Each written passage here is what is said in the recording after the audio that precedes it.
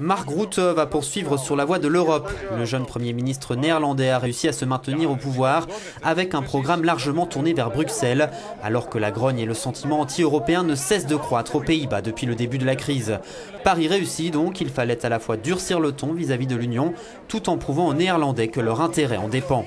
Ce fringant célibataire de 45 ans est chef du Parti populaire pour la liberté et la démocratie, les libéraux, depuis 4 ans lorsqu'il se présente aux législatives de 2010. Il est alors peu connu, mais il fait mouche. Pour la première fois depuis sa fondation en 1948, le parti arrive en tête. Et Mark Rutte est chargé de former un gouvernement par la reine Béatrix. Il sera le premier chef de gouvernement libéral des Pays-Bas depuis 1918. Mais il n'a qu'un siège d'avance sur les travaillistes et pour gouverner, il doit s'allier aux populistes menés par Geert Wilders. Les deux s'accordent notamment sur une politique très stricte en matière d'immigration. Mais la coalition bute sur l'Europe. Mark Rutte est pro-européen de tendance mercosiste et pour lui, l'avenir du pays n'est pas concevable en dehors de l'Union européenne et de ses règles. Or, c'est justement sur la question de la réduction du déficit public pour le ramener aux 3% exigé par Bruxelles que l'Alliance va voler en éclats.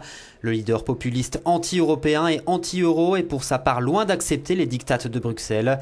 Les deux tenteront pendant plusieurs mois de négocier, mais finalement le 21 avril, les pourparlers échouent. Le PVV de Wilders ne soutenant plus la majorité au Parlement, celle-ci s'effondre et le gouvernement est contraint de démissionner.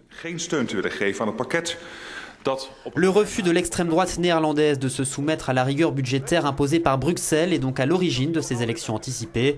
La question est désormais de savoir si Mark Rutte aura cette fois les coups des franches pour mener à bien sa politique.